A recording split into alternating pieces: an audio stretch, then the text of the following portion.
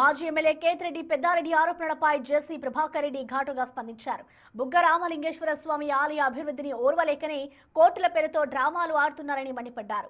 ఆలయ భద్రత కోసమే మట్టి తవ్వకాలు చేపట్టామని, ఎవరికీ భయపడే ప్రసక్తి లేదని జేసీ స్పష్టం చేయడంతో తాడిపత్రిలో రాజకీయ వాతావరణం వేడెక్కింది. ఆక్రమించుకుంటున్నారు, బిల్డింగ్లు కడతారు, పెన్నారి మీద ఒకసారి రండి,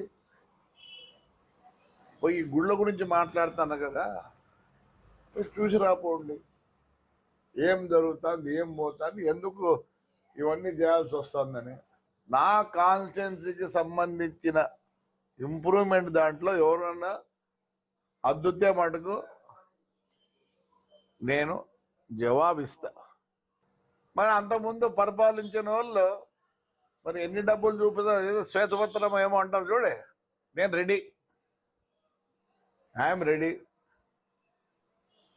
అట్లే నరసింహస్వామికొండ 28 రోజుల్లో 3 కోట్ల రూపాయలు తెచ్చి రోడ్డు వేసాం, 11 ప్రొక్లేర్లు పెట్టి చేసినాం. ఎందుకంటే టైం